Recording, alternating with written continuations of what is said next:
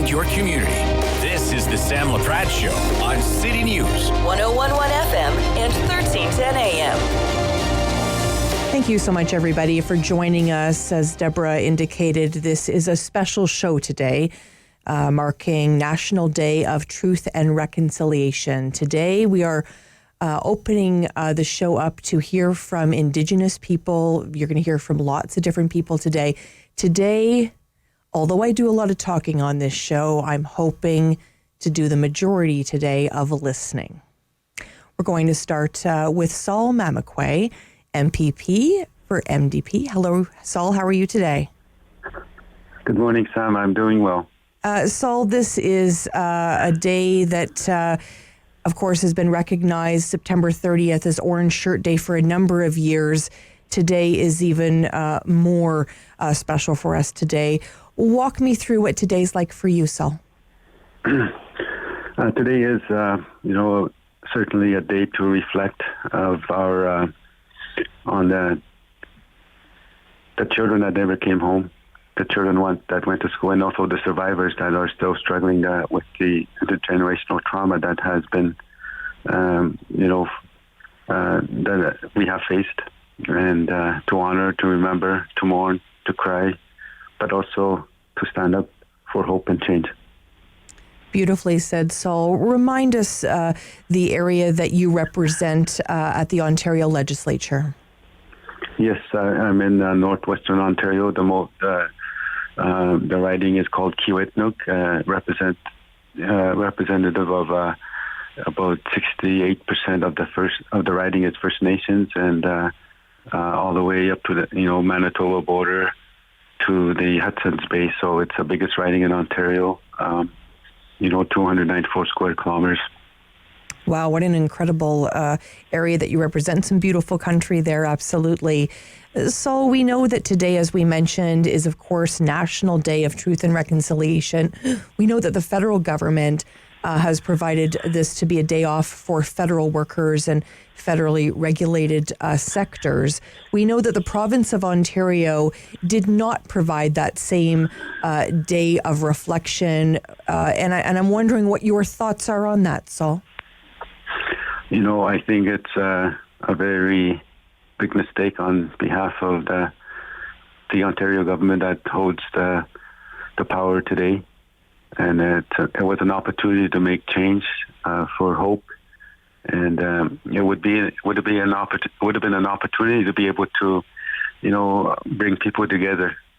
And for Ontario, Ontarians don't want to be on the wrong side of history. It's so important that this time now is change. And Premier Ford and Greg Rickford refused to make September today province-wide statutory holiday. This is a mistake, and it's very clear this is how reconciliation gets moved to the back burner by this government. I don't believe this would be a debate if graves were discovered that belonged to stolen non-Indigenous children. This would not be up for debate. This would not be a discussion if that happened. Mm-hmm. I have to be honest with you. I was very surprised. I mean, from my perspective, and I mean that respectively, I respect, of course, your thoughts, Saul, and I thought it was very tone deaf on behalf of the government. Yes, and I think that's who they are. That's what the policy approaches towards Indigenous people. That's who they are. They are not our allies. They're not our friends, and they do things that make them look like as if they're doing something without really changing anything. Mm-hmm. And I'm talking about programs, services, funding, whatnot. These programs and services come and go. Governments come and go, but without really talking about the fundamental changes that are needed, such as treaties, such as talking about self-determination, self-governance. We are unable to move forward, but I think this day, again, this is a mistake that they made, and that's how they think about reconciliation is not making it a provincial-wide statutory holiday. We're speaking with Saul Mamaqua, MPP for Ontario. Saul, you and I have spoken a number of times during this year, specifically around the residential schools and the mass graves, children found and buried there. It's just an atrocity. It's genocide. I mean, it is just something. It's really, really hard to even come to terms with it. We know that there are residential schools in the province of Ontario. What's the responsibility of this Ontario government to ensure that those schools as well have some sort of opportunity to look on the grounds of those schools? We haven't even begun to start looking at the former Indian residential school sites in Ontario. There's 18 sites, and I think one of the things that needs to happen, it's got to be Indigenous-led, it's got to be survivor-led, First Nation-led, and people may have different definitions of that, what that means, and I think it's really important that we admit the error or the past mistakes that was done, the damage that was done to our people, and admitting it is it's not enough, it's not sufficient, but to correct the damage, the damage that was done, we need an honest, genuine process to right the wrongs, and I think that's part of it, the work that needs to be done. This is a long process. I would imagine it's going to take about a decade to be able to deal with the genocide that happened. Mm-hmm. Genocide is a big deal. If 20,000 non-Indigenous children died after being stolen forcibly from their parents, from their families, from their communities, we would not be talking about this. We would not be having this debate. And I think for far too long, Canada has denied the truth and refused to accept it. And I think, and this is today that we should be able to reflect. And there should be events of mourning and reflection, and people come together, and that's where we are today.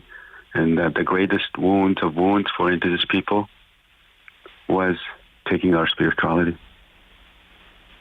So let me ask you this. I know I've reached out to you a number of times. I know other media outlets have, and you've in many ways become the voice here in Ontario for many issues regarding Indigenous people. Has it been hard on you, Saul? I sound like a broken record, bringing up the real issues of Indigenous people in Ontario. I bring up the issues of water. I have a community in this Canada that has had over 26 years of long-term boil water advisory. And we cannot continue to play jurisdictional ping pong or, continued oppression or, even colonial policies that are there to, when we just ask for basic human rights. Yes, it is hard. It is difficult at times. But I think I get hope and strength from the people, from children, youth, elders that talk to me, that message me, and that send prayers to me. And I think, we look for allies, we look for support, we look for people to stand by us, to continue to hope and to continue to hope for change. I hope you feel that support today, Saul. There's a lot of people, as we mentioned earlier, that have the day off from work today, and the hope, of course, is they reflect. From your perspective, Saul, can you give us some idea of what you're hoping people do today in order to reflect? I think if there's any events in your towns, your cities, reach out to people. I think a simple thing as wearing orange, sharing with your families, with your friends, with your colleagues on what Indigenous, what Orange Shirt Day means. And I think I don't expect to change things 180 degrees, but I think to change the trajectory of the thinking of the people in Ontario and in Canada about the real history of Canada, the other Canada, of what Indigenous faced. I think, acknowledging that, whether it's reading the 9 to 4 calls to action from the TRC, it's a start. Mm-hmm. And again, it's about trajectory of the thinking, whether it's 7 degrees, 5 degrees. I don't expect 180, but that's changing. Beautifully said. Saul Mamaqua, MPP for Ontario, of course, representing the NDP party. I value your time today, Saul. Thank you. Miigwech, Sam. Thank you so much. We'll return with our National Day of Truth and Reconciliation. Sam Laprade will be right back on City News. 101.1 FM and 1310 AM.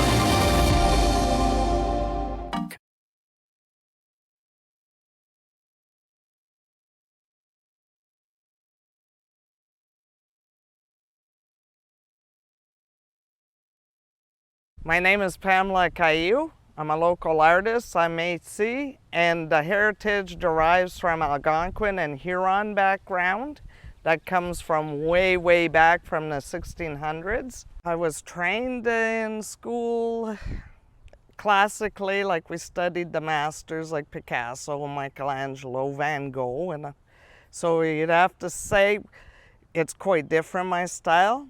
What I've done is taken the skills that were taught to me by traditional painting and incorporated that with the Indigenous heritage. My art pieces incorporate the energy and spirit of the Mother Earth in pretty much every single one of them, because I want people to realize, even though we might think we are the masters of the domain here on the planet, that is not the case. It's the Mother Earth that's providing a balance and our causes to live and whatnot.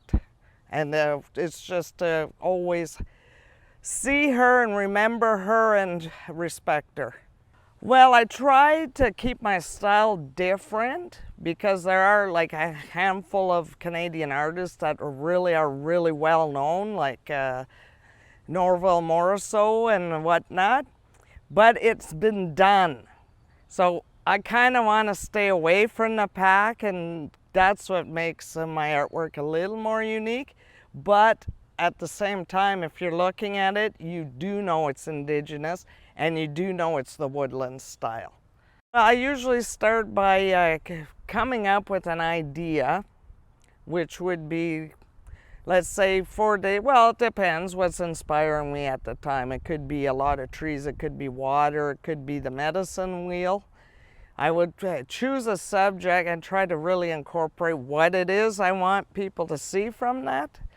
So then from there, I would have sketchbooks, and I do little sketches of everything because the canvas is expensive.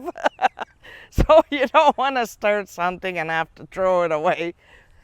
And then from there, I go on to the bigger piece on the canvas. Once I have on my sketches the direction I want to take my artwork in.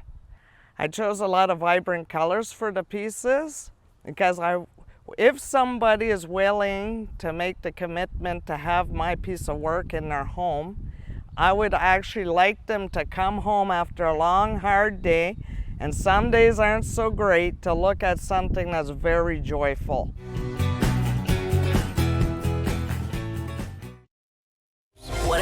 FM and 1310 AM.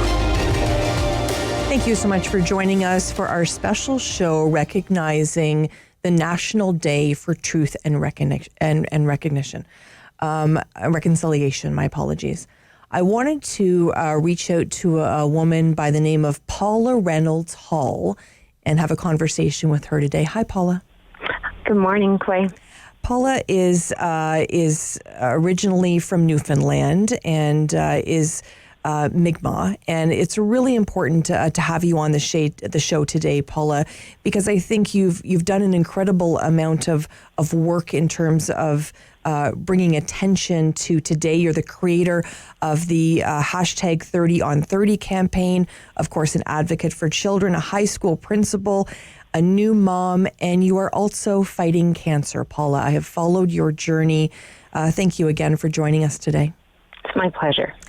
Paula, today is the National Day for Truth and Reconciliation, and this is a day that has been recognized, as we know, as Orange Shirt Day for a number of years. What does today mean to you, Paula?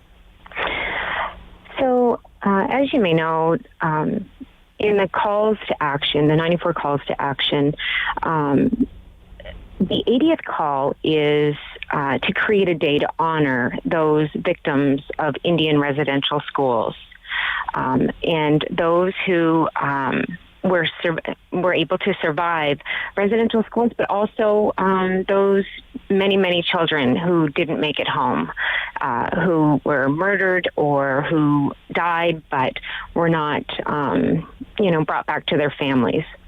So I think today, in particular for me, it is a day to honor those who survived residential schools, those who did not survive residential schools, and more importantly, to extend my hope for, the citizens of the country who are non-Indigenous to be able to learn about the experience of Indigenous people and to maybe begin to become allies so that some healing can happen in our communities. Mm-hmm.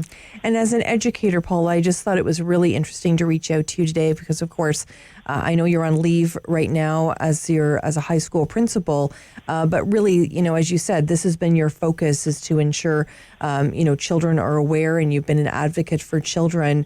What are you hoping children spend the day today doing in terms of learning about Indigenous peoples? I think both as a Mi'kmaq and as an educator, I have a responsibility to put my own needs aside and to ensure that, especially children, those in my care, but all children, understand the perspectives of different people. And, I believe in what Elder Albert Marshall has shared. It's a concept in Mi'kmaq called Etawaptamuk, and it's considered TwoEye Seeing, and it's the Mi'kmaq understanding of the gift of multiple perspectives. And what it means, Sam, is, through one of your eyes, you see Indigenous knowledge, strengths, and traditional ways of knowing. And through your other eye, you see the strengths, perspectives, and worldview of maybe mainstream colonial culture or dominant perspectives. And this happens simultaneously. And I guess my hope is to be able to use the responsibility that I have to help, especially children, begin to see the world through this two-eyed seeing or Etawaptamuk, so that they can understand other people in relation to themselves. They can honor their own experience, but also that of other people, and, certainly that of the Indigenous experience in our country. Thank you for sharing, Paula. I didn't know any of that, so thank you for that. And I think that's what today is all about, right? I think today is about, certainly for me, I'm hoping to listen more today than I talk. And we know, Paula, that I like to talk, of course, as a talk show host.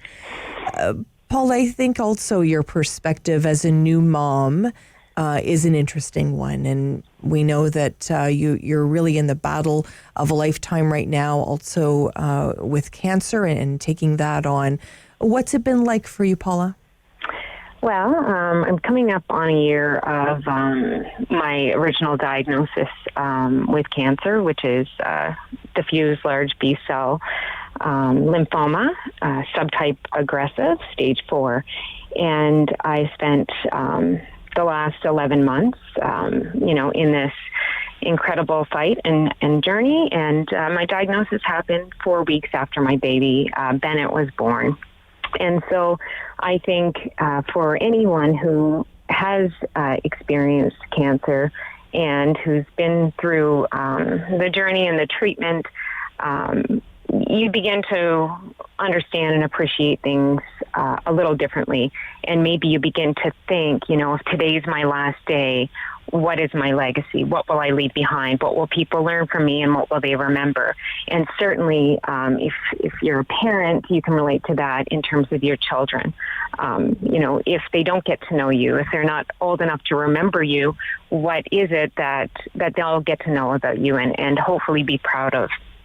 So I think, this year has taught me a lot, and it's given me a really great appreciation of people who have to deal with some critical illness, and certainly, new moms who are, taking care of a baby and going through chemotherapy and trying to keep positive and keep forward looking. And that has partially driven my 30 on 30 campaign to think, what can I do to make a difference? What can I do to use my responsibility that I'm given to make the lives of other people better? And Paula, what are you hoping we do? Hashtag 30 on 30. What's your goal today? My goal is probably very much linked to the perspective of former Senator Murray Sinclair. And he was a commissioner in the Truth and Reconciliation process. And, he says change one mind. And I guess my goal today isn't necessarily to focus on people on, the extremes of the spectrum of understanding, the Indigenous perspective, whether that be on one side, maybe, more oppressive thinking and non-supportive thinking. And on the other side, the allyship, the people who are already there. I guess my focus is to try to take, as Murray Sinclair says, the reasonable people and arm them with learning and information about the experience of Indigenous people, certainly with a focus on, the experience through residential school and intergenerational trauma, the legacy that's left for Indigenous families, and the impact today.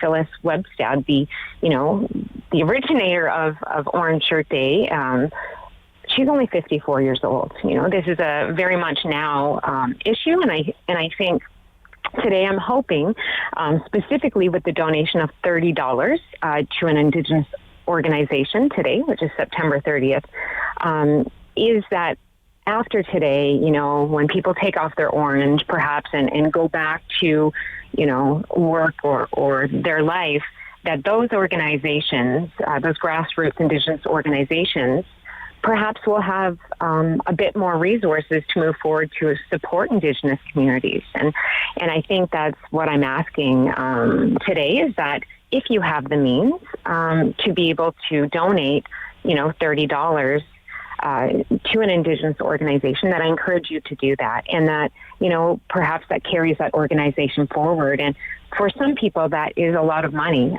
However, for others, living in privilege in Canada, that maybe isn't a lot. And my hope is to try to encourage people to make a donation. And if you can't do that, perhaps to read a little bit more of the report of the Truth and Reconciliation Commission, maybe read some of the 94 calls to action, or perhaps you want to take a look at the 231 calls to justice related to missing and murdered Indigenous women and girls. There's so much learning you can do, and I think that everyone, no matter who you are, can take a few moments to honor survivors, but also to increase your learning today. Beautifully said. Paula Reynolds Hall, thank you for sharing your story with us today. I appreciate it, Sam. Thank you for the opportunity. Absolutely. Stay with us, everyone, for our special show recognizing National Day of Truth and Reconciliation. Sam Laprade will be right back on City News. 101.1 FM and 1310 AM.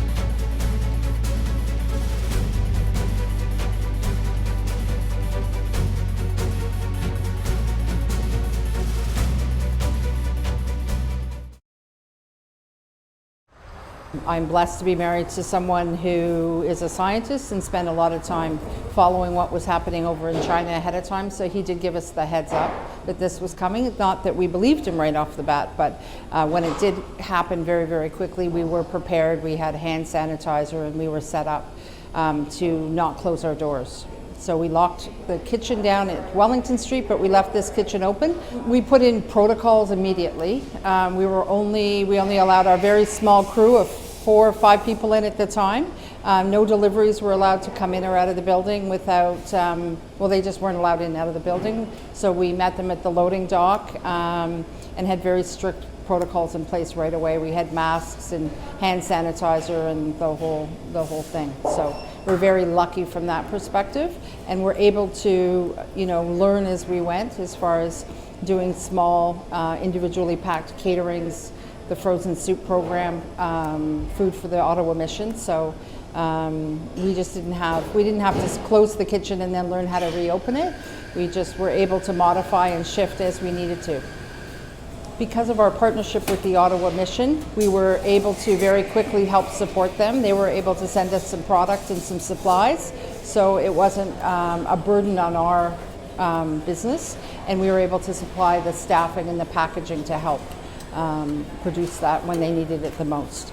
And we produced about 1,400 meals a week to complement their meals, and we started our soup program right away. We realized very quickly that there was a need in the community to get together and all work together, not only to support local, but also just to support all the people that were suddenly in a position of, being locked down and not being able to get out. So by starting that soup program, our community, our clients got online and started making donations for the soups, and we were able to produce the soups and get them back out to people that needed it. We're right now currently making 150 liters of soup per week, but we've made, I would say, 5,000 or 6,000, easily since the pandemic. Probably more. I'd have to do the math, but lots. I think everybody in the city has to be very aware of how blessed we were to have great weather this summer and people were able to get out and about, and that's going to shift. So we do have to be much more aware of who our most vulnerable is, and I really think we have to work together as groups. There are so many organizations in the city that are doing something and contributing and working together, and I think it doesn't matter who, but see what you can do to just step up and help them, whatever it is, whether it's driving or delivering food, or someone has extra zucchini in their garden, or if they can afford to donate some money to any of these organizations. I just think we all have to work together. We're smarter and wiser than we were the first time. Sam Laprade Show continues on City News. 101.1 FM and 1310 AM. Thank you so much, everybody, for joining us for this special show recognizing the National Day for Truth and Reconciliation. It is my honor to introduce Ashiniba. How are you? How are you today?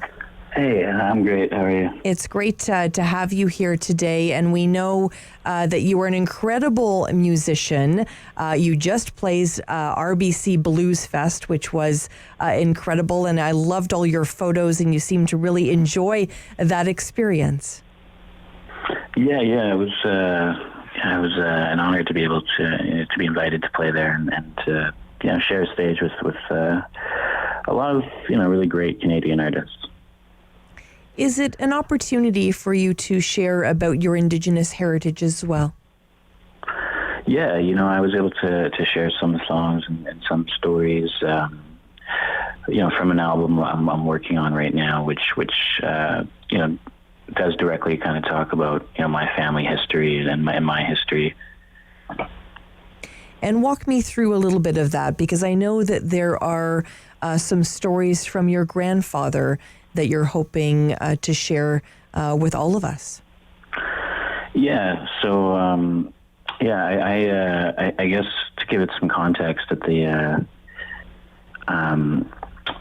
at the beginning of the pandemic, I'd moved my grandfather into long-term care, and so when I got back from doing that, the pandemic hit Canada, and so there were these outbreaks at these long-term care homes. So to kind of, I was worried there'd be an outbreak there. So, I started calling my grandfather every other day. And we started just, talking about, normal things like the weather and stuff. And I guess that could only go on for so long. And then we started talking about a lot of things that we just never really spoken about before. Some of those things being, his life growing up in Sandy Lake First Nation, being on the trap line with his brothers and his father, and meeting my grandmother, and him being taken when he was 8 and put into residential school, which is where he met my grandmother actually, and his experience there, and the choices he made after leaving that school. And so, there were some stories he had told me before, and I think for me, I realized he was, like, some of the details were getting, missed or forgotten, and so I'd asked him if it would be all right if I started recording these conversations, and at that point, it wasn't. I just wanted to record these somewhere so so these stories just didn't disappear. And I guess months into doing that, I was listening back to some of these recordings, and we were talking, in one, I guess the conversation we had that kind of started this album was we were talking about his father, C.C. Bano, and I'd asked him, what does your father's name mean? What does C.C. Bano mean? And he didn't know, and it wasn't because he had forgotten or he didn't remember. He just never knew what his own father's name meant, and something about that just really struck me. And I was actually, while I was listening to this interview, I was kind of just noodling on the guitar a little bit, and I kind of just wrote a song there, and it was just this moment where I was like, this is how I could tell, obviously not all our story, but at least a fraction of our story, so it isn't completely forgotten. Absolutely. I think that's a really important part of this is sharing those stories, and we're chatting with Ashiniba, an incredible musician here and today for this special show. And you and I have had an opportunity to speak before, and I just really was incredibly impressed about how you have taken your music and you're really trying to turn it into something we can all share and learn from. Today, of course, is a day where we're hoping people learn and reflect. How are you spending today? I'll actually be. There's an event at Dufferin Grove in Toronto, which I'll be there. We'll be there to kind of pay our respects, and also I'll be playing some music as well, and sharing some music and sharing some stories with a few other Indigenous artists as well, Logan Stats and Jace Martin and a number of others. And when you get together with other Indigenous musical artists, what's that like, Ashiniba? Well, I think obviously today will be, definitely a lot heavier than usually is. I suppose, Truth and Reconciliation Day. It's a day, to remember what Indigenous people went through, but what they also continue to go through. I think, obviously we'll be talking a lot about residential schools, and they're the center of the spotlight right now, and rightly so. A lot of these truths were, they weren't hidden; they were just ignored. Like Indigenous elders have been talking about, these mass graves for a long time, and their truth is finally being. Mm-hmm. Such an important day for sure, and I really want to think as well that I'm hoping. Hello? Are you there, Ashiniba? Yeah, sorry. Seemed to have cut out there for a second. That's okay. I'm hoping today is just, I don't want it to just be about today, right? I think the learning, we pause today, we reflect, but the learning should be 365. Exactly. I think, at the end of the day, it's these schools, the system, we can't have equality until we have, equity. I think at the end of the day, what do these schools teach Indigenous children? They taught them, they didn't teach them how to lead countries or how to run companies. They were taught, basic math, basic reading, and if they didn't get that, they were taught hard labor. And, basically they were taught how to follow orders, and, then they were put out into the world. Then they weren't taught, how to love or how to be human beings, and then they were sent out into the world to raise children like that. And, that has long-lasting effects and generational impacts. And so when people are, wonder how they can help out, I'd say, read a book by Indigenous author, but also buy that book. Listen to music by an Indigenous artist, but also buy that album. Support Indigenous-owned businesses and celebrate Indigenous excellence, because even with all that has happened and, even with all this weight that we have to carry in the race, we're out here doing incredible things. We're out here doing the work, and that work should be honored. Honestly, when you said that about reading a book by an Indigenous author, listen to songs by an Indigenous artist, it really struck home for me. I think that is really, really an important part of this story. When this spring happened, of course, we were learning about all of these unmarked graves at residential schools in British Columbia and Saskatchewan. Do you remember when you heard about this, Ashiniba, about what has come to light? I mean, you knew about it, of course, from your family, but of course, Canadians, many of us just awoke to the news, and it was a surprise to many of us. Yeah, and you know what? And I think people were genuinely shocked, but I think my immediate thought was just for the elders who were talking about this for their entire lives, I couldn't imagine what it would be like to be one of these survivors, trying to tell people, trying to tell authorities, anyone, that, your peers are in mass graves, that you know about them, where they are, and no one believes you. I couldn't imagine what kind of mad world it must have seemed like to try and tell your truth and not be believed. I do remember when the news came out, because I immediately, I was having conversations with my grandfather about residential school, and I think, we talked, and then he talked about his school and that the kids there believe there is a mass grave at their school as well. Wow. And obviously all these schools are, they're all being looked at now, and there's funding to go and search these areas out. But yeah, I don't think it's, I believe the number is over 6,000 now, but I think that number is going to continue climbing. I'm not sure exactly how many schools have been searched, but I know it's only a small fraction of the schools so far. Mm-hmm.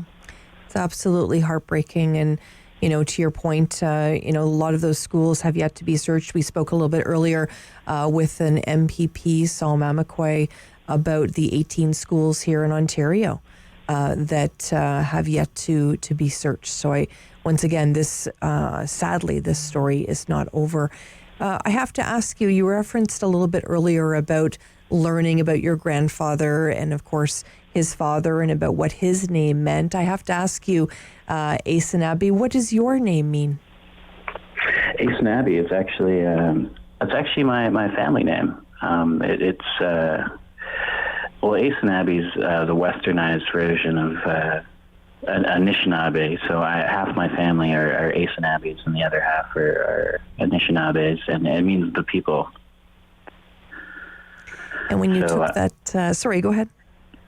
Yeah, I think, growing up, my mom actually had told me when I was younger she had changed my last name because it would be easier in life if I didn't outwardly show that I was OG Creek. And so I guess taking that name back has been an important part of my journey to kind of reconnect with my roots and reconnect with who I am. And I guess that's kind of maybe still similar how other artists choose their name, I suppose. Mm-hmm. I always learn something from you, and I really appreciate you joining me today on this special show, and I really value your time. Yeah, thank you for having me. Thank you. Cindy Abbey, an incredible musician. Definitely spend some time and find some incredible music that he's created, and to his point, buy his album. Stay with us here for this special show recognizing the National Day for Truth and Reconciliation.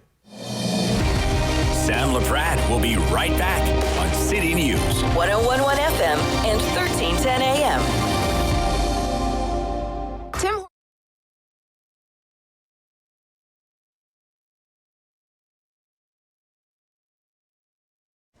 Ottawa Markets was created by the City of Ottawa to help rejuvenate the outdoor markets program in Byward and Wellington West, where we have the Parkdale Market. And so we set to work on bringing in the right team with the right experience and reaching out to local vendors and local farmers, because we knew when we did a survey of our customers that was the one thing that was really important to them, both at Byward and in Parkdale, is to start bringing back that local product. And that's what you can see behind us here at the York Street Farmers Market. We put in place a Farmers First policy, which means that we will deal with farmers from the region first. And we're going to give them priority in terms of placement. They're going to have reduced fees in coming to the market. We've also made it free for any farm that's been in operation for under 2 years. The market also put in place a BIPOC initiative, which is a Black, Indigenous, and Peoples of Color initiative, which provides grants and support opportunities for folks from those communities to come on out to the market to reduce systemic barriers that have existed. As a farmer's market, we can have a variety of vendors here, from an artisan to a microprocessor who's taking local ingredients and putting them into a product in a kitchen and selling that, to breweries and distilleries this year, which were changes that the province put in place, which allowed us to bring in a few of those vendors as well, which I think is a nice surprise for people sometimes at 9 in the morning after a pandemic. But it's been going really well, and some of the breweries have been pretty appreciative, because for them, whether it just be doing delivery or curbside pickup, it gives them an opportunity to come back out and talk with their customer and talk about what makes their product so special. Throughout the market, the health and safety protocols that you're going to see, masks are still required. That is obviously the case, and you'll see a number of signs noting that around the area. We've got a number of hand sanitizer units, I call them droids, throughout the area that you can sort of just grab a pump or a squeeze wherever you go. But what we've also had to do is reduce the number of vendor spaces we have in the market by 50%. This ensures that we can guarantee that our vendors are going to have that distance, that we can, have a little bit better flow around the market. But what we also did was, as I said, we created the York Street Farmers Market, which is just microprocessors and local producers only, and that's on Saturdays. In Parkdale, we launched the Night Market, which is bringing a lot of the same content, but in the evening, and residents are sort of spilling out into the park. So we're looking at what we're doing as trying to support, create, and enhance public space for the residents of the city. It's been great. The community, which is what this market is here for, and then as tourism comes back, obviously we'll welcome all visitors. But the response has been really great. The community's come on out, they're speaking with their wallets and their dollars, which obviously at the end of the day, we want a great experience, but it needs to be a valuable economic opportunity for the vendors who are coming out.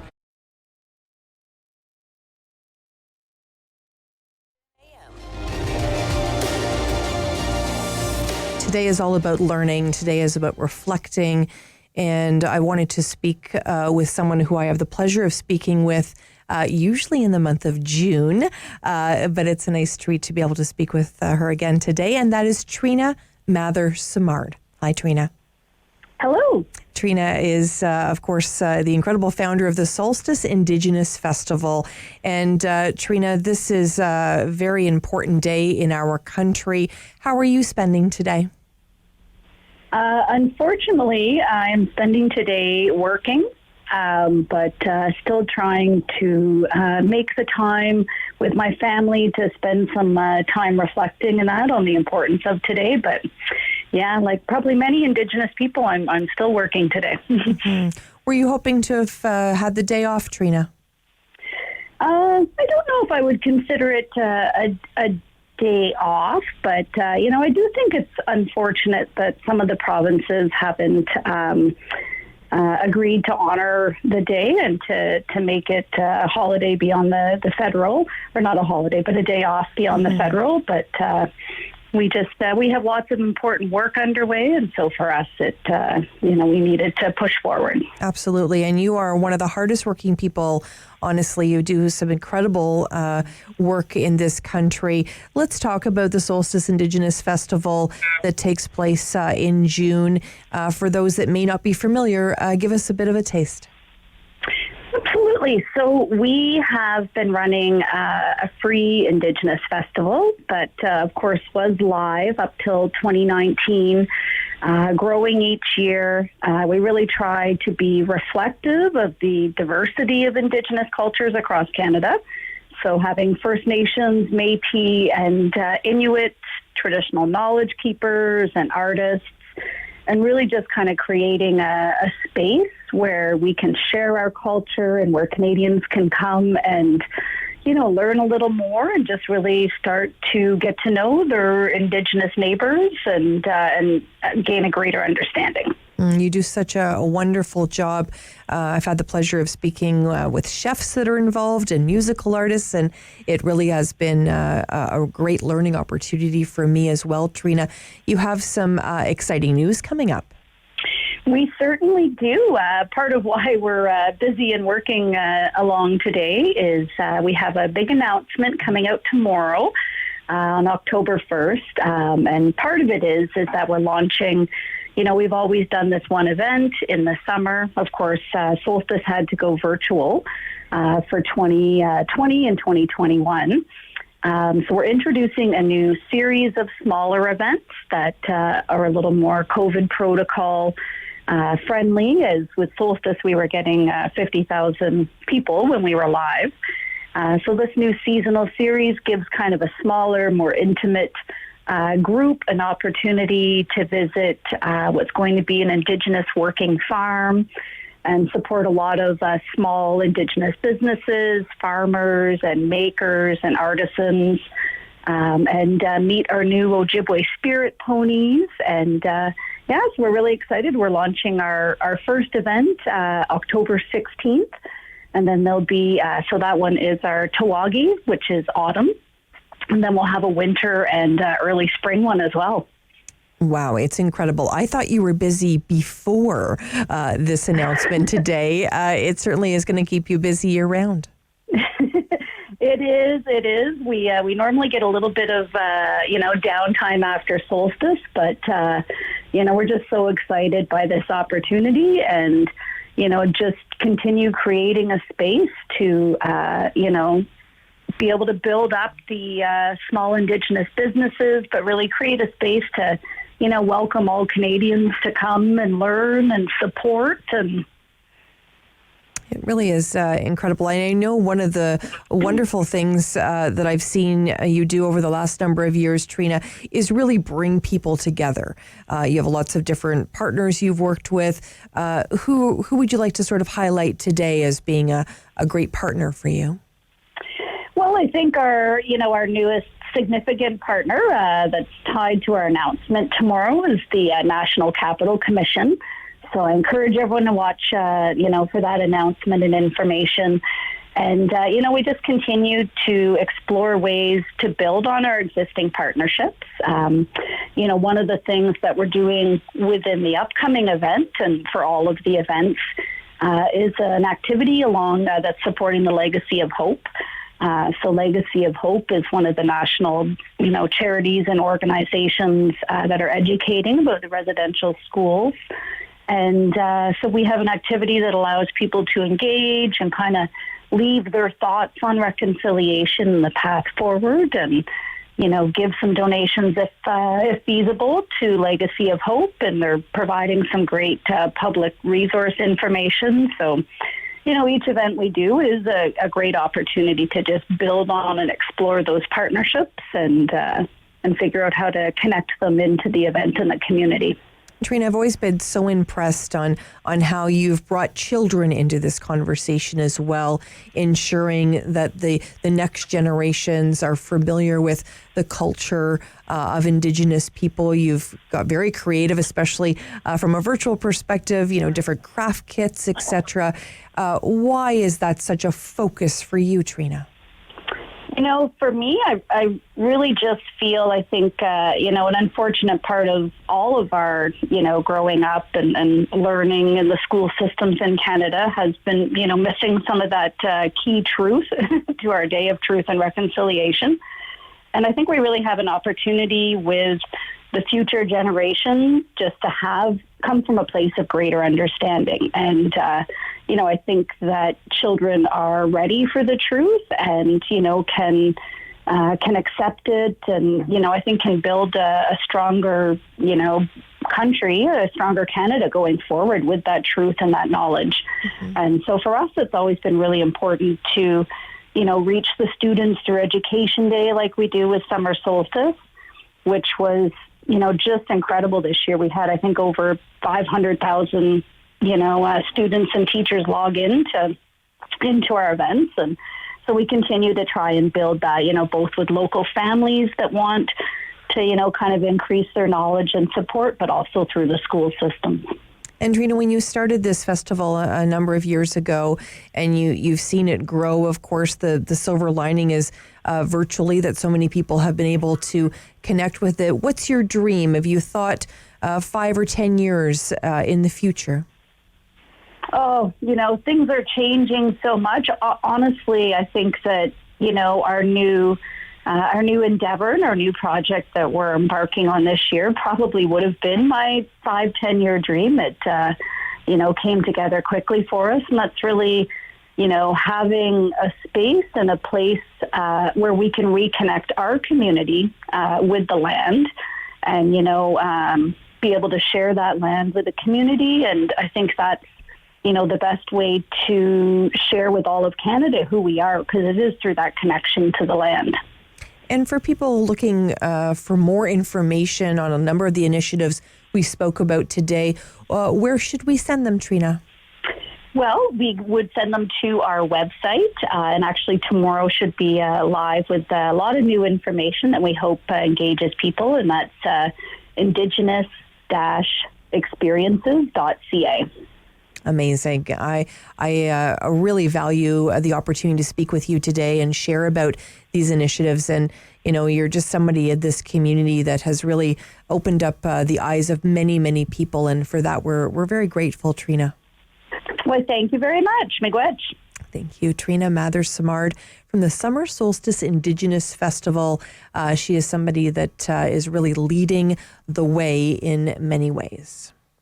When we come back, we're going to speak with a comedian, an Indigenous comedian. She's going to share her story with us. We're also going to speak with some youth that have an organization that's very, very important to Indigenous people. A little bit later in the show, we're going to speak with Michelle Good. She's the author of 5 Little Indians. Today, our special show is focused on the National Day of Truth and Reconciliation. Stay with us, everyone. Sam Laprade will be right back on City News. 101.1 FM and 1310 AM.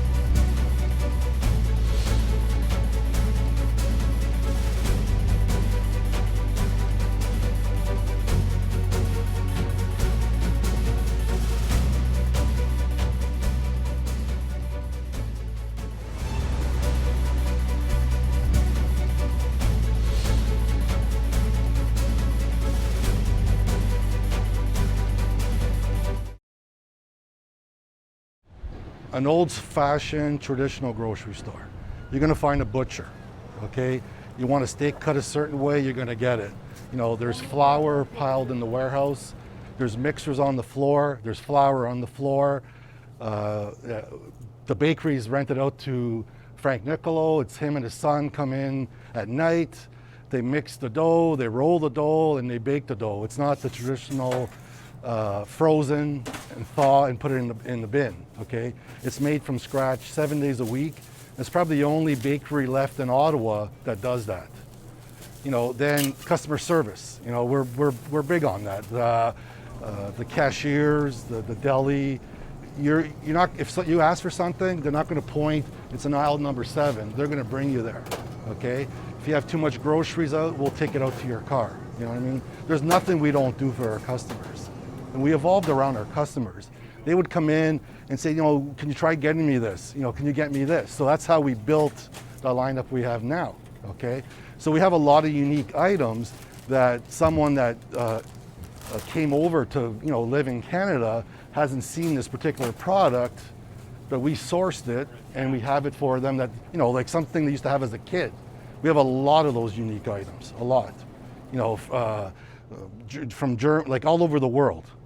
And we source it through, you know, distributors in Montreal and Toronto that bring in the product in bulk, and we piggyback off of them.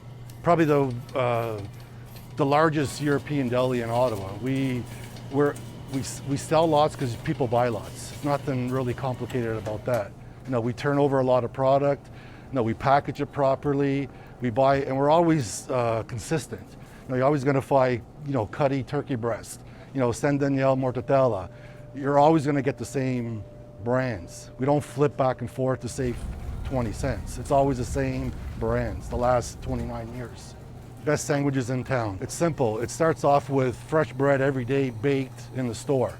Anything that's left over goes to breadcrumbs. So you're getting a fresh bun every day that was baked probably 4 hours before you get here, okay? Not only baked, made, like, you know, mix the flour, roll the dough, proof the bread, and bake the bread, okay?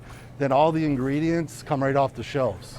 You know, your lettuce, your tomatoes, all your condiments, and they're cut up fresh in the deli.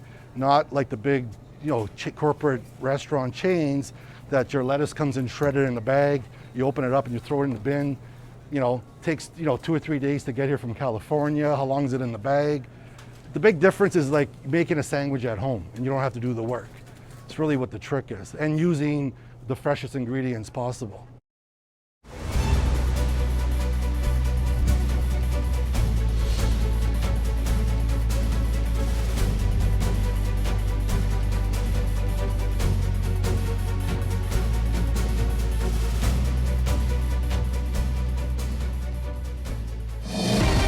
The Sam Laprade Show continues on City News. 1011 FM and 1310 AM.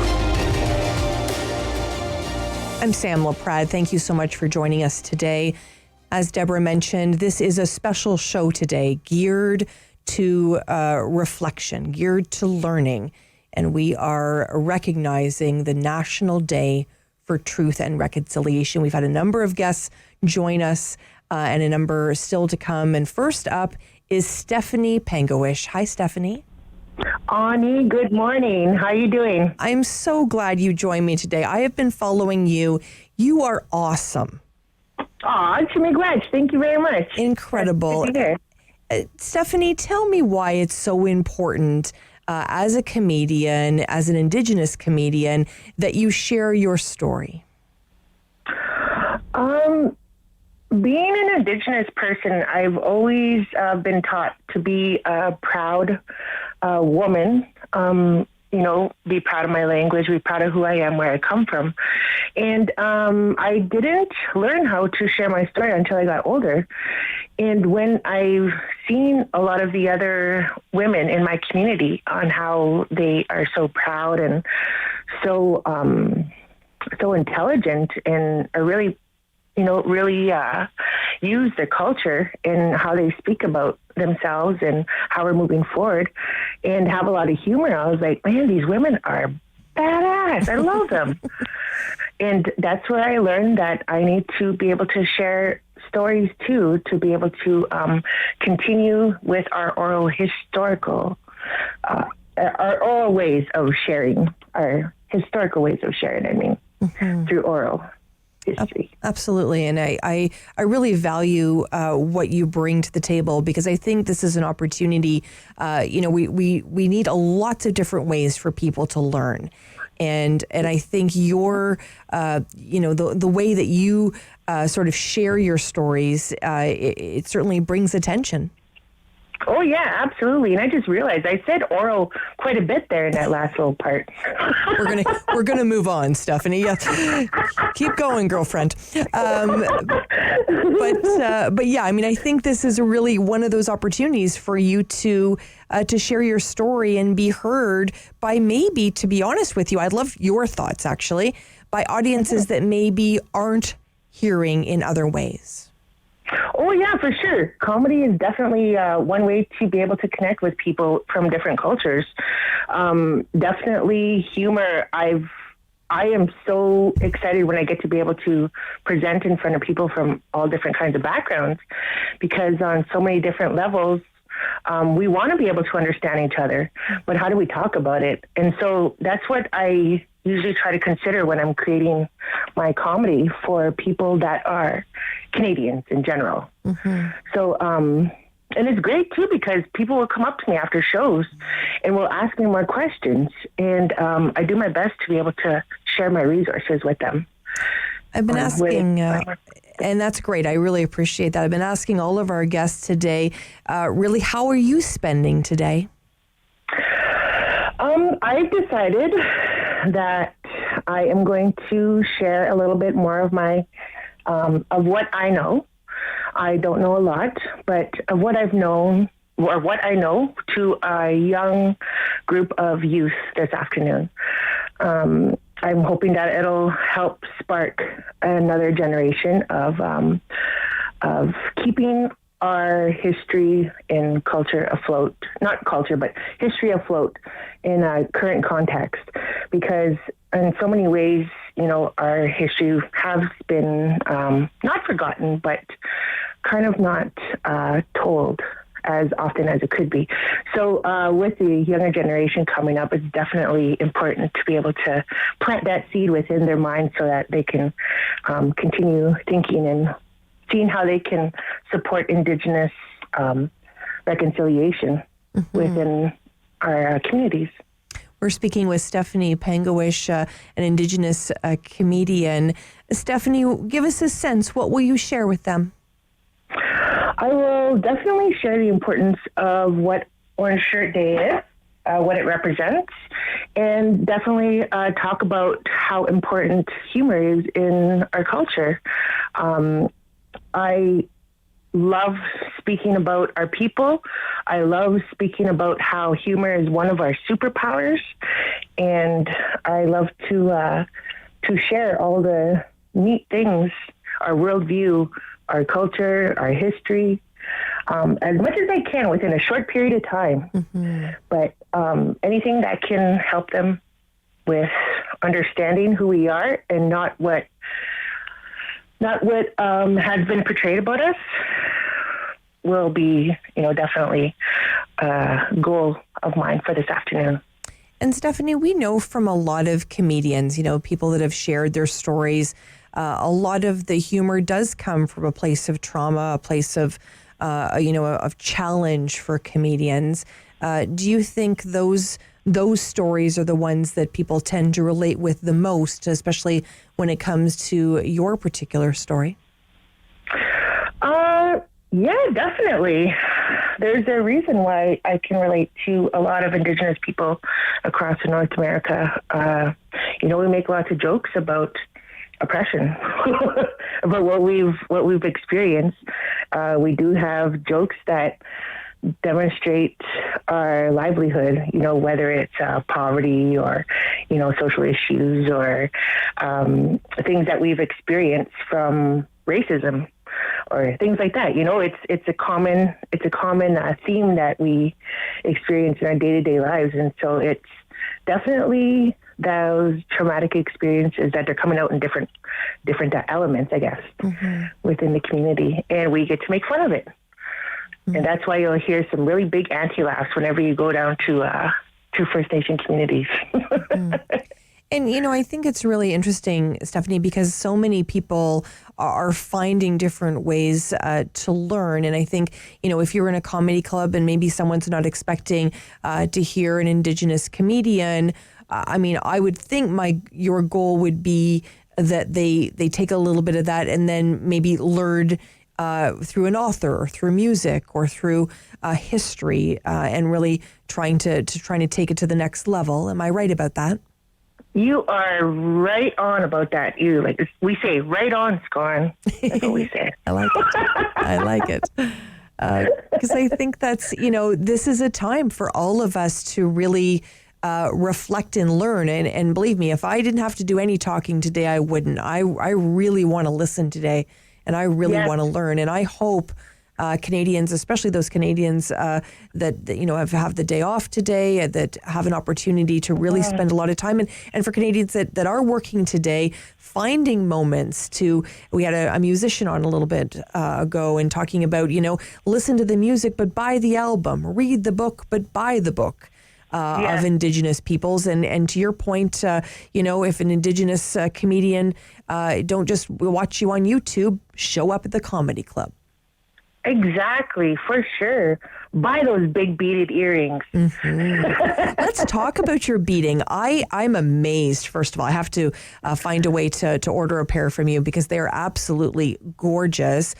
How do you do that beading? They seem so tiny to me. Oh, it's been years of learning and patience. It's incredible. I went from not being able to bead anything to learning how to bead with a couple of toddlers around and knocked over all my beads to learning how to bead and get a needle into my finger and continue going without crying anymore. So it's pretty good. But you learn quite quickly on how to, you know, create a color scheme for your things. I usually have these little visions at night right before I go to bed on some ideas of beading projects. And it's like a little flash right before I go to bed. It's amazing. And so I have to get up and draw it, and then I can go back to bed. It happens with comedy, too. It's just awesome. Does it happen with comedy? Yeah. Oh, that's great. So you're just about to fall asleep and you get something in your mind. Yes, yeah. I always have a notebook or I have my phone near me so I can write what I just thought of. And I'll be laughing to myself in bed. That's awesome. That's awesome. That's awesome. Oh, gosh. People probably look at me, too, when I'm laughing, when I'm driving. And I create a joke by myself in the car. And then hopefully sharing it with somebody soon. Or a whole audience. Yeah, absolutely. Stephanie, it's really been my pleasure today. And thanks for really sharing something very different today. I really wanted to make sure people knew there was lots of different ways to learn and that you were really hoping to educate a lot of people regarding what Indigenous peoples have endured. Absolutely. And if people in Ottawa are interested, I'll be in town on October 14th for the Gotland show with Yuck Yucks at the Marriott. Okay, I am literally marking that on my calendar, and I hope this means I get to meet you. Yes, absolutely. That would be wonderful. Sounds great. Stephanie and Pangawash. We'll get a coffee. I would love that. Stephanie Pangawash, Indigenous comedian. Stay with us, everyone, as we continue to learn today on this National Day of Truth and Reconciliation. Sam Laprade will be right back on City News. 101.1 FM and 1310 AM. Callum.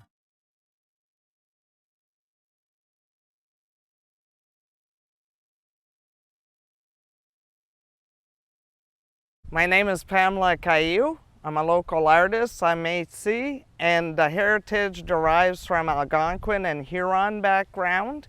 That comes from way, way back from the 1600s. I was trained in school classically, like we studied the masters like Picasso, Michelangelo, Van Gogh, and so you'd have to say it's quite different, my style.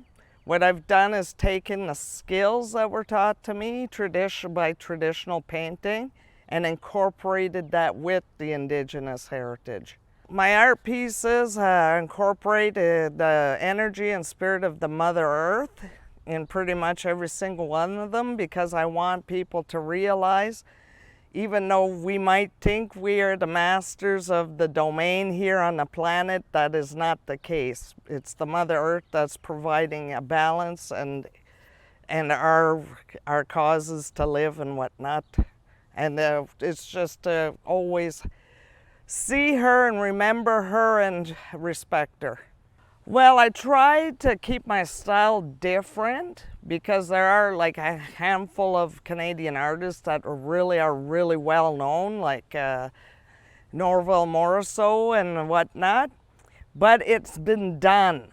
So I kind of want to stay away from the pack, and that's what makes my artwork a little more unique. But at the same time, if you're looking at it, you do know it's Indigenous and you do know it's the woodland style. I usually start by coming up with an idea, which would be, let's say, 4 days. Well, it depends what's inspiring me at the time. It could be a lot of trees, it could be water, it could be the medicine wheel. I would choose a subject and try to really incorporate what it is I want people to see from that. So then from there, I would have sketchbooks and I do little sketches of everything because the canvas is expensive. So you don't want to start something and have to throw it away. And then from there, I go on to the bigger piece on the canvas. Once I have on my sketches the direction I want to take my artwork in. I chose a lot of vibrant colors for the pieces because if somebody is willing to make the commitment to have my piece of work in their home, I would actually like them to come home after a long, hard day, and some days aren't so great, to look at something that's very joyful.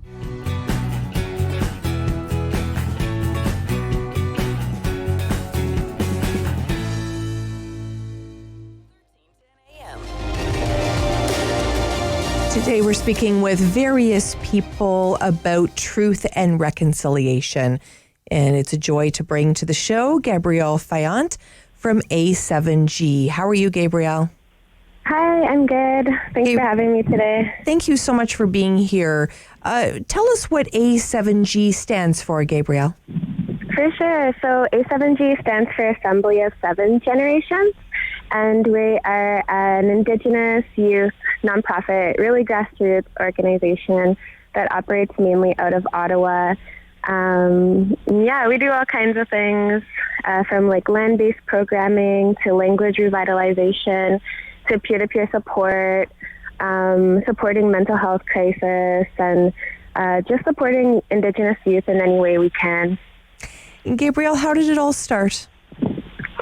Oh, it actually started in about 2014, so it's not actually a new idea. It's just that it's taken this long for really the public to really understand what we're trying to do and begin to support us. But it started out of Idle No More. It was a really important movement for Indigenous youth, and we were mobilizing a lot during Idle No More, but our voice still wasn't present.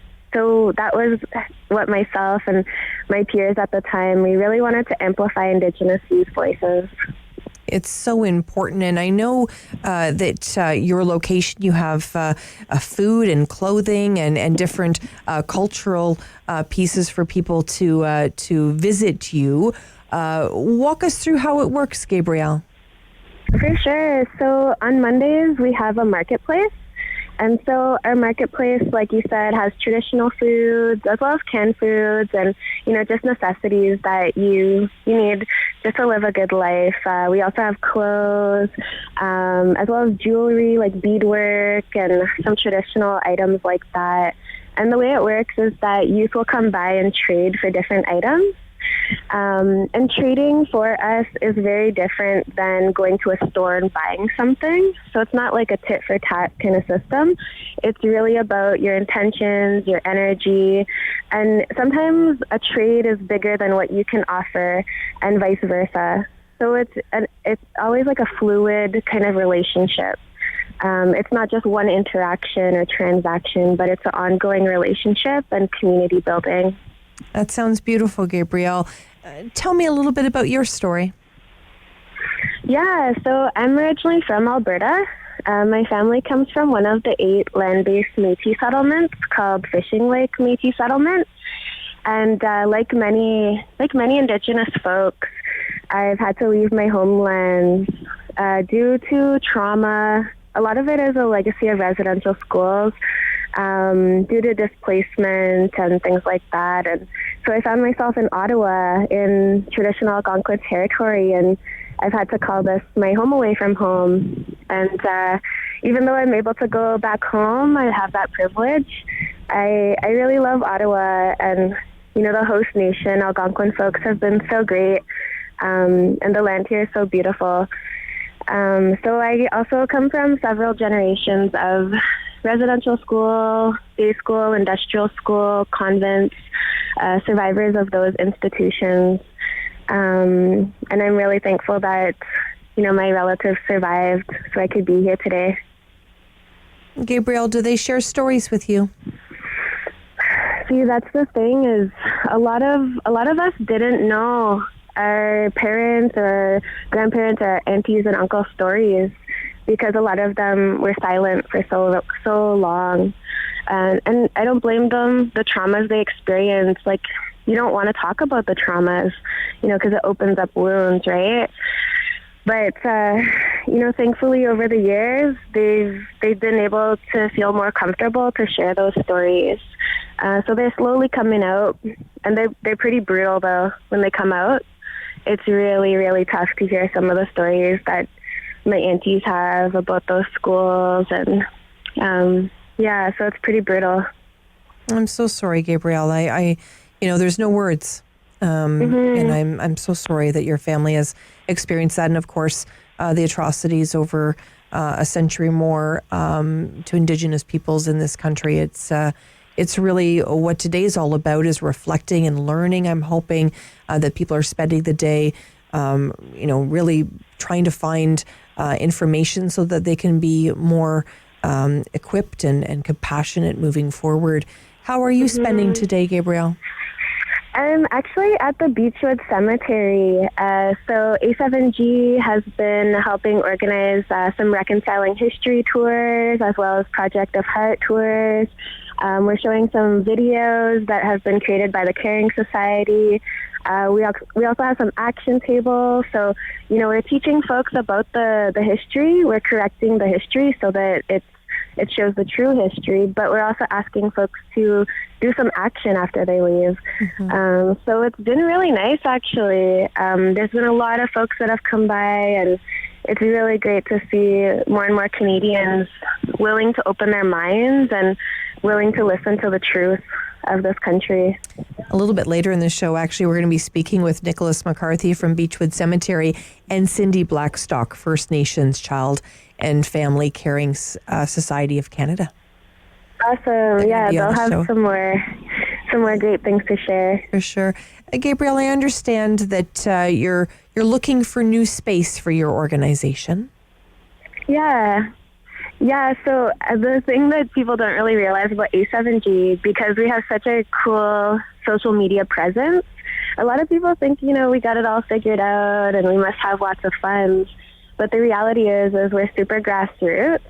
And so that means we don't have any core funding. None of us have salaries to do the work we do. So we carry very heavy burdens.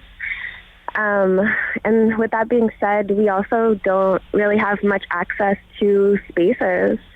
We don't really have much access to land either.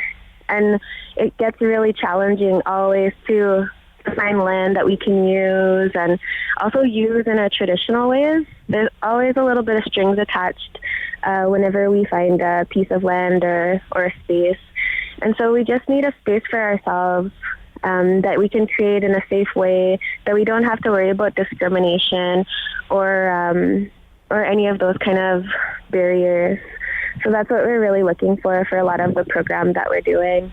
Gabriel, what are the strings attached that you refer to? Oh, just sometimes when people want to support Indigenous folks, they have an idea of how Indigenous youth should live their lives. And so those are really the strings that come attached with help. But I really want Canadians to know, and folks that want to help, they really have to know that we know how to take care of ourselves. We know what we need, and we need support to do those things, to reclaim our traditional ways, our languages, our support systems, et cetera, et cetera. A really important conversation today. And who do you work with for A7G? You have a number of other youth you're working with? Yeah, so we actually hired about 20 youth today that are here at the Beechwood Cemetery, and they're taking control of the conversation. They're navigating the conversation because it is their stories, it is their experiences. So we're really happy that the Caring Society was able to support that. And the youth, it's a tough day, but they feel empowered because they're in control of the story. Well, thank you so much for spending time with us today, talking about truth and reconciliation, and really the part that you play in terms of A7G. We wish you all the best in trying to find land and space that suits your needs, Gabriel. Thanks so much. Miigwech. Hi. Thanks for having me. Thank you, Gabriel Fayette. She's talking today just in a beautiful way about the youth, of course, and trading and all of the incredible work that her and her team are doing. When we come back, Michelle Good is going to join us. She's an author. She's written a book you may have read called 5 Little Indians. Stay with us here for this very important show. Sam Laprade will be right back on City News. 101.1 FM and 1310 AM.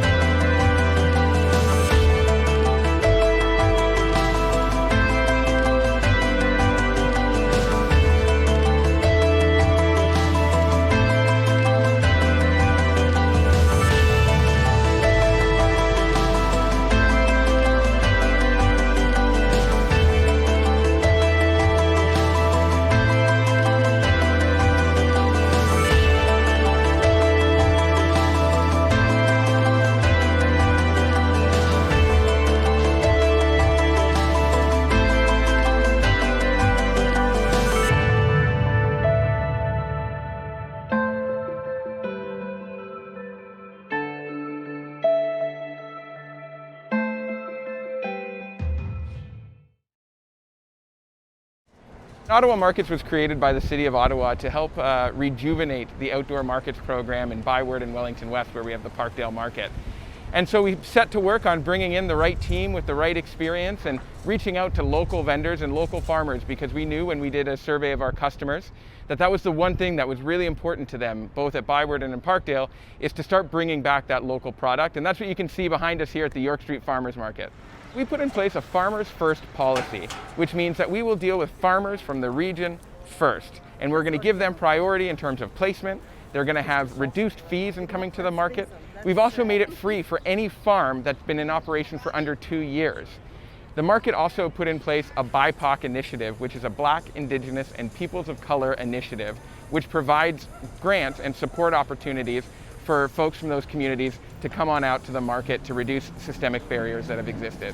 As a farmer's market, we can have a variety of vendors here, from an artisan to a microprocessor who's taking local ingredients and putting them into a product in a kitchen and selling that, to breweries and distilleries this year, which were changes that the province put in place, which allowed us to bring in a few of those vendors as well, which I think is a nice surprise for people sometimes at 9 in the morning after a pandemic. But it's been going really well, and you know, some of the breweries have been pretty appreciative, because for them, whether it just be doing delivery or curbside pickup, it gives them an opportunity to come back out and talk with their customer and talk about, you know, what makes their product so special.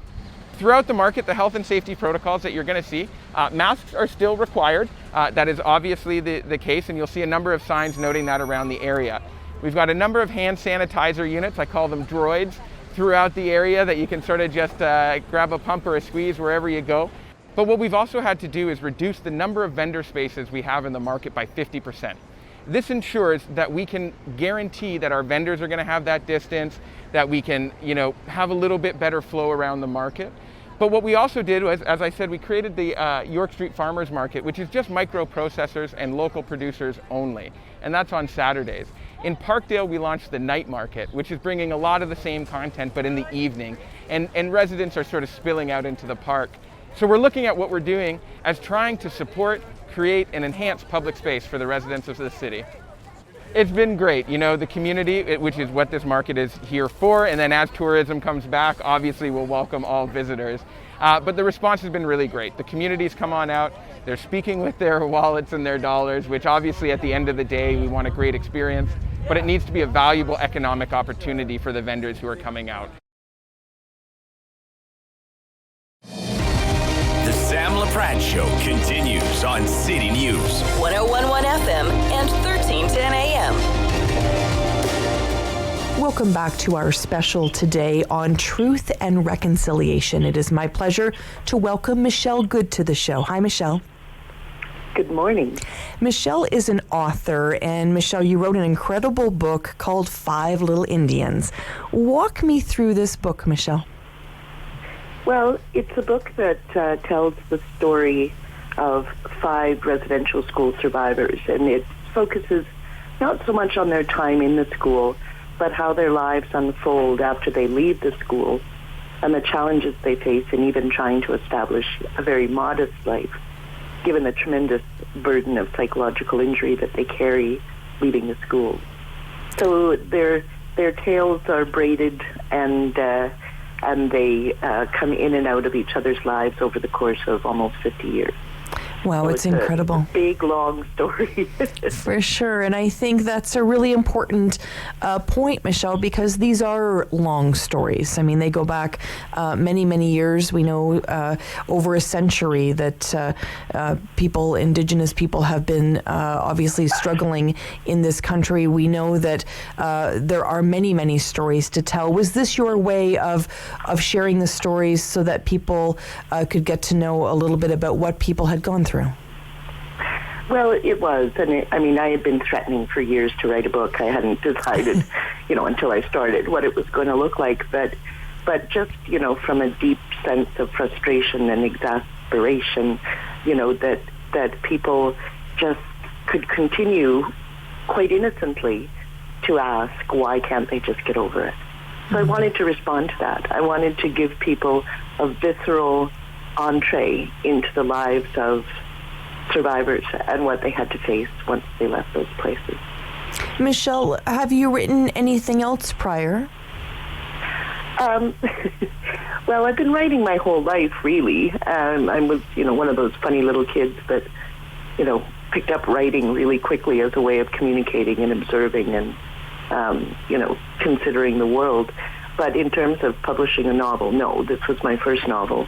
I'd had some really surprising success with a poem that was accepted as was printed or picked up by Best Canadian Poetry in 2016, and then Best of the Best Canadian Poetry in 2017.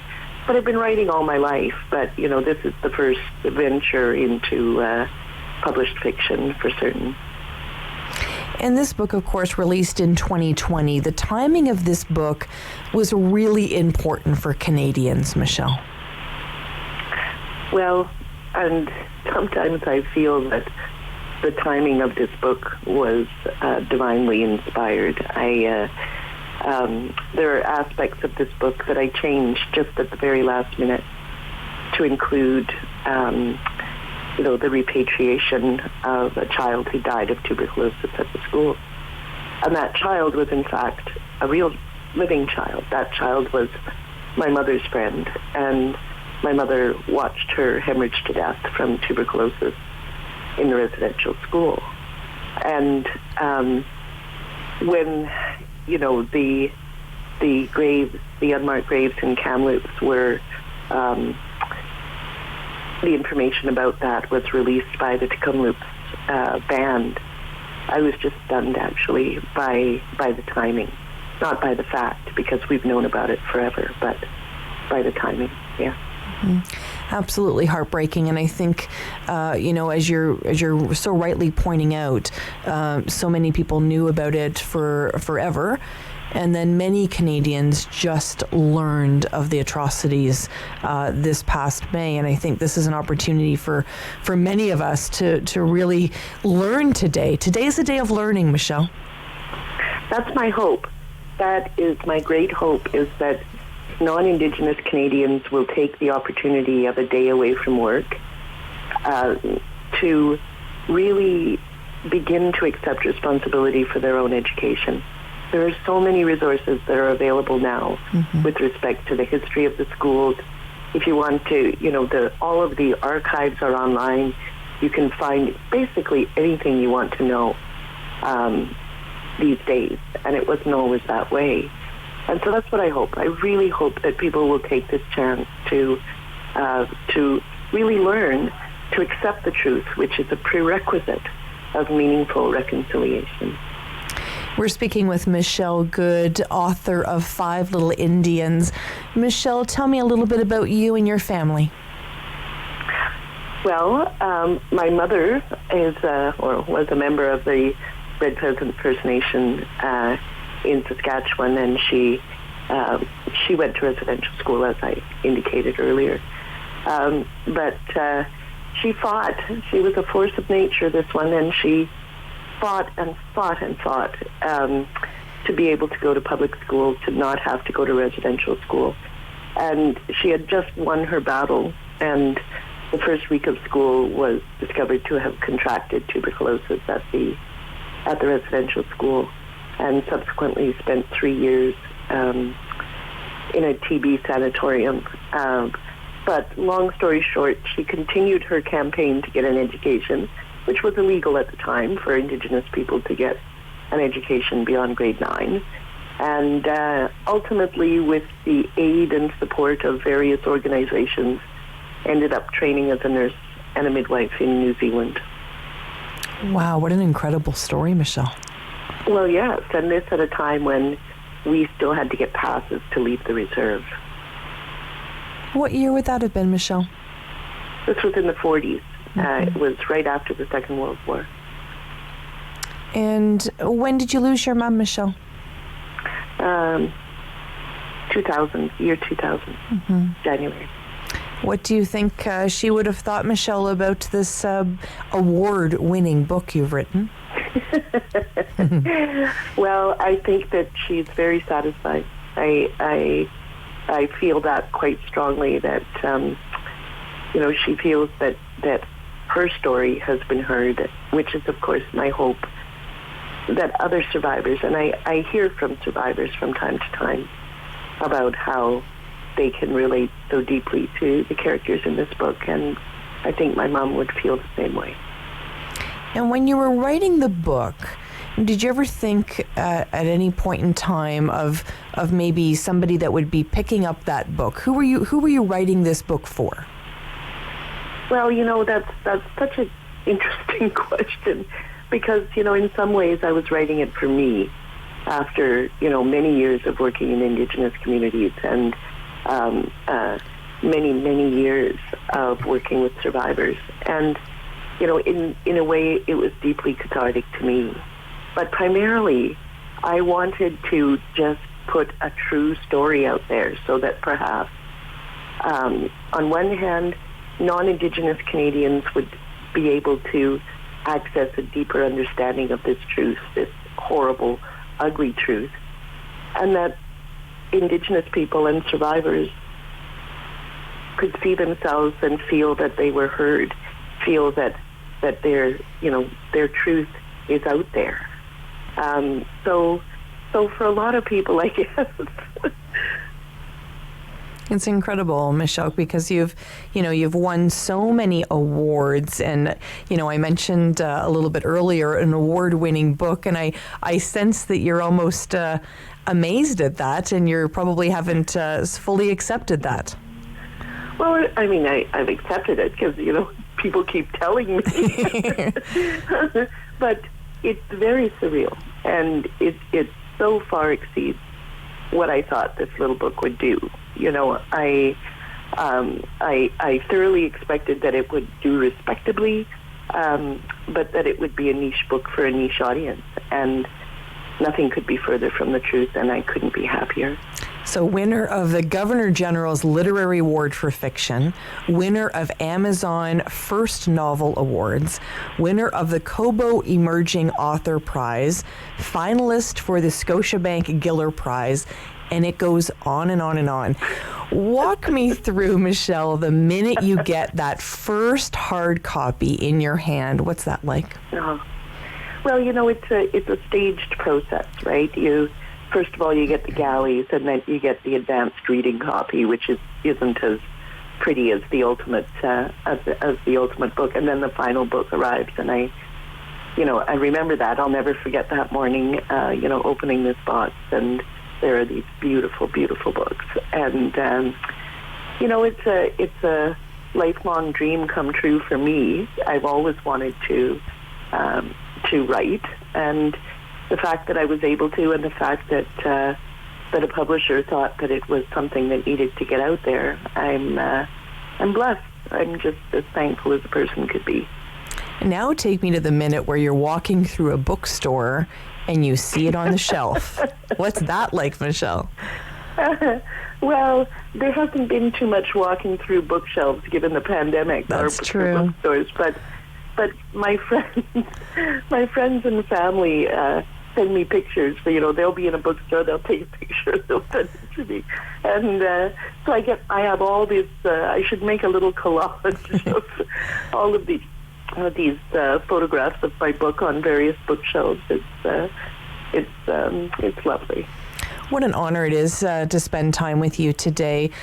Michelle, I'm really hoping that we've inspired people today to do exactly what you and I said a little bit earlier, is really make this day a day of learning. And we hope the learning continues, and maybe they pick up your book, Five Little Indians, and learn more about really the plight of Indigenous people over many, many years. Well, and if nothing else, I truly hope that people will take a contemplative moment and just have a quiet moment and just think about this and what we continue to struggle with. Absolutely. Michelle Good, author of Five Little Indians, thank you so much for joining me today. Thank you for having me. When we come back, we're going to speak with Nicholas McCarthy and Cindy Blackstock here on our special for the National Day of Truth and Reconciliation. Stay with us, everyone. Sam Laprade will be right back on City News. 101.1 FM and 1310 AM.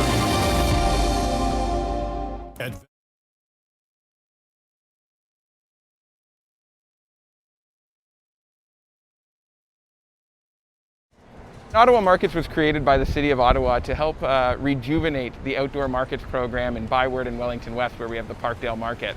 And so we set to work on bringing in the right team with the right experience and reaching out to local vendors and local farmers, because we knew when we did a survey of our customers that that was the one thing that was really important to them, both at Byward and in Parkdale, is to start bringing back that local product. And that's what you can see behind us here at the York Street Farmers Market.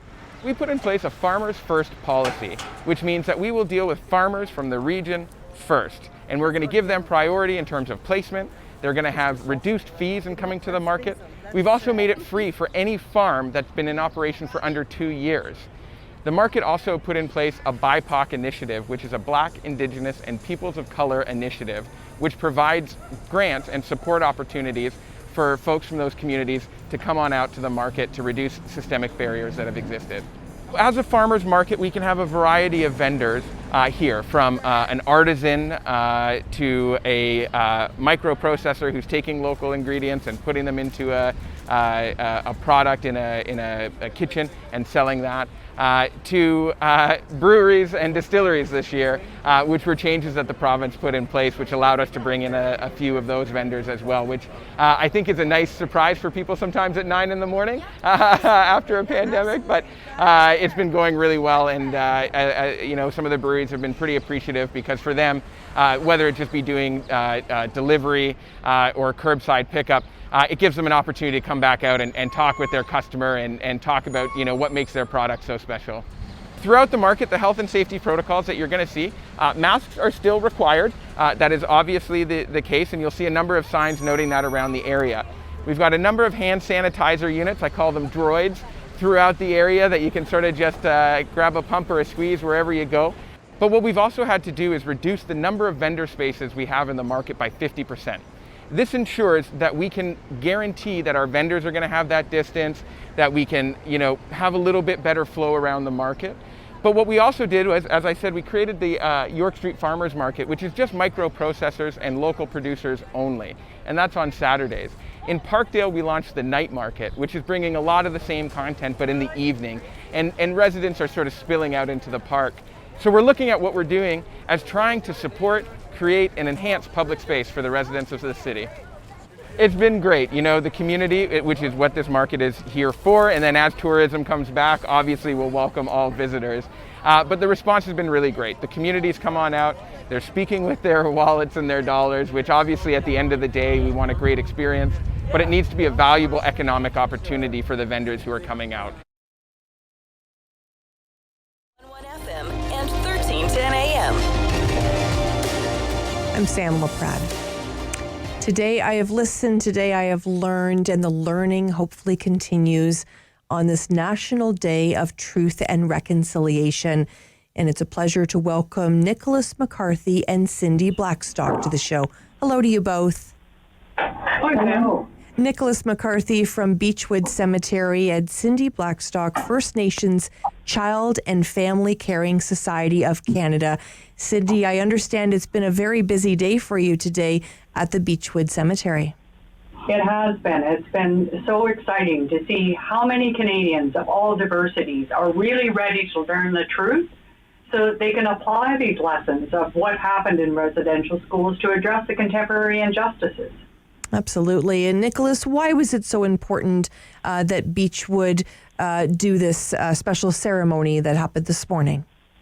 Well, so it's a full day programming where we're inviting people to walk through our sacred space.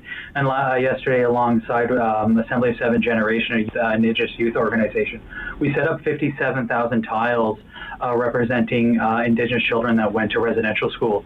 And to see that all together in one space, and to think of that it's only a third of the Indigenous population that were forced to go to residential school is just astounding. I think people are having a moment of reflection, and I think that's what Beechwood was wanting to do. We have great partners, and I've spoken before about our partners with our connection with Cindy and the First Nation Caring Society, but we've really been able to adapt something that is thought-provoking, but yet allows people that space to reflect. Mm-hmm.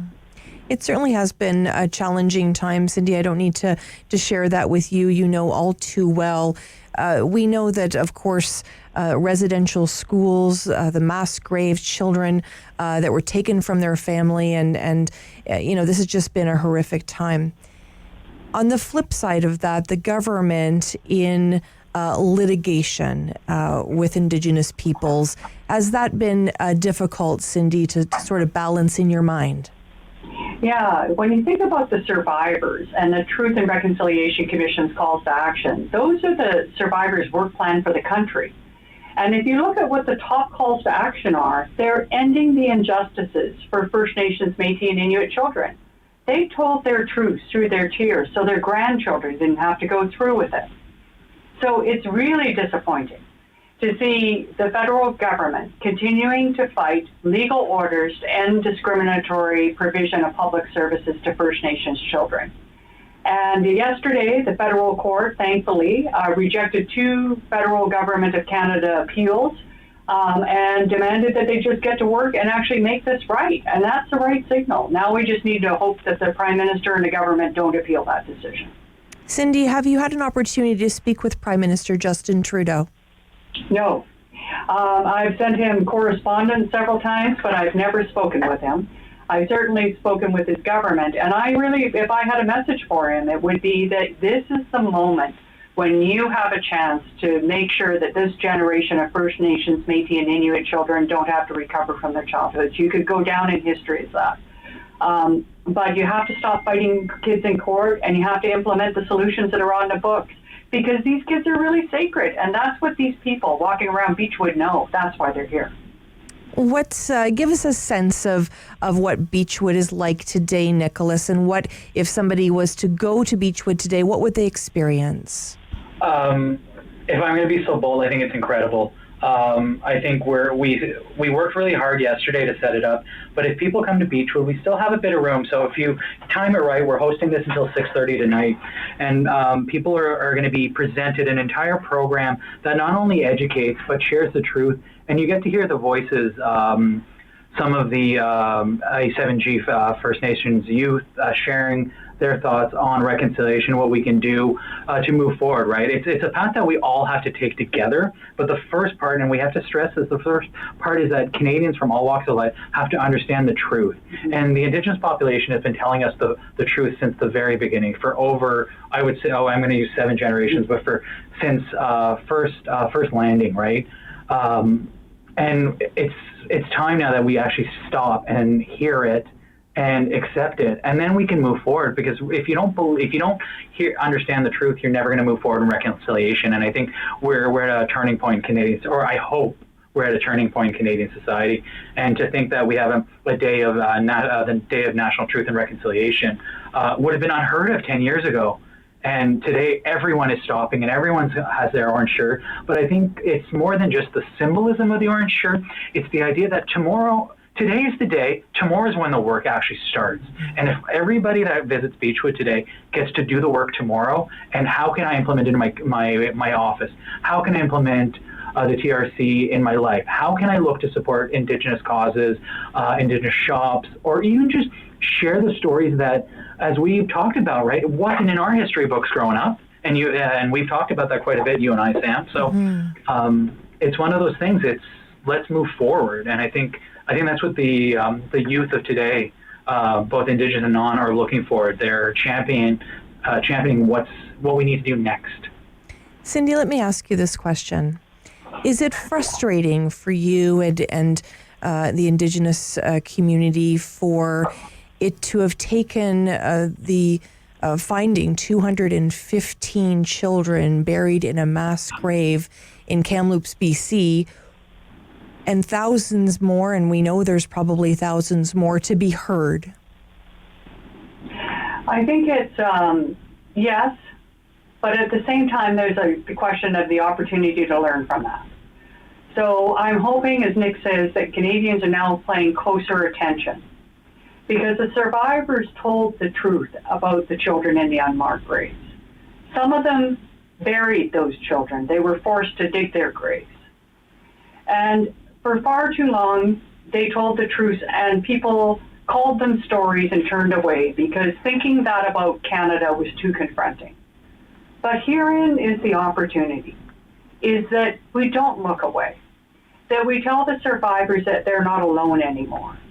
And more than that we're going to take action to make sure that their work plan for the country, the TRC calls to action, are implemented. And one of the things we have here at Beechwood is an opportunity for people to take action right here on the TRC's calls to action, and we have all 94 of them posted.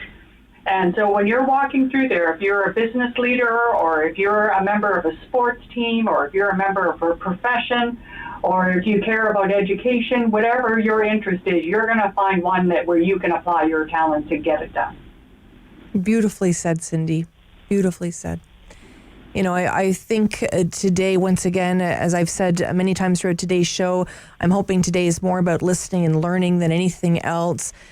Cindy, when you think about all of the families that have been affected through all of this for more than a generation, this genocide, how does it weigh on you? You've been the face of so many conversations. You participated so generously with your time with media and other groups.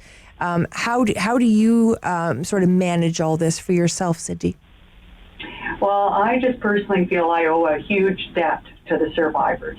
I think about what it would have been like to be a child in that school, where everything that reminded you of the people that you loved and the people that you loved were taken away from you on your first day of school, where you were given a number to replace your name, where you were abused and you saw some of the other children die.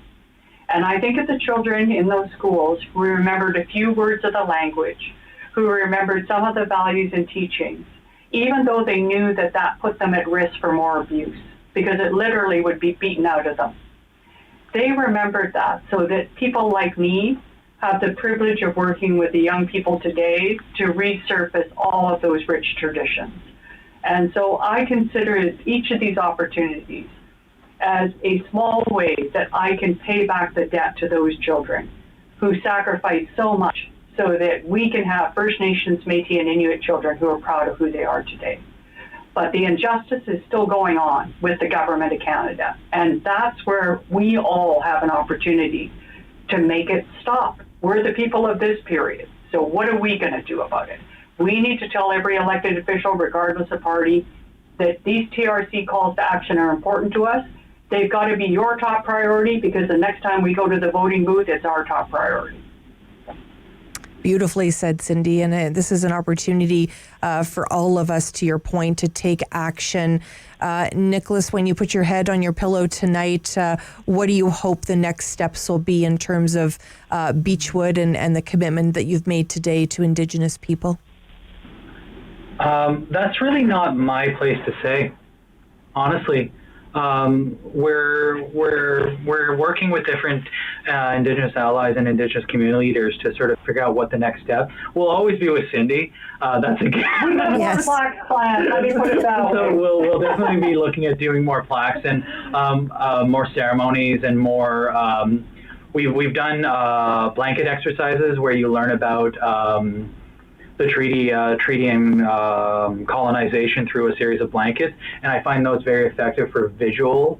But again, we're on this path with everyone else, and I think Beechwood has committed, and we've always been committed to sort of move forward. And I think a lot of private companies like us and a lot of not-for-profits like us should be doing that, and they should be looking at simple ways. How can you live reconciliation? And we've closed down our building for 3 days. Never been done before. And we've done it because it's important. Mm-hmm. It's a moment in history. And when you're around for 150 years like we are, we'll end up being right. And doing this is the right thing to do, and it's the necessary thing to do to continue the healing. Absolutely. Beautifully said, both of you. It's been an honor to spend time with you today. Cindy Blackstock, First Nations Child and Family Caring Society of Canada, Nicholas McCarthy representing Beechwood Cemetery. Thanks so much to you both. Oh, always a pleasure. And thank you all for spending time with us today for this special show recognizing the National Day of Truth and Reconciliation.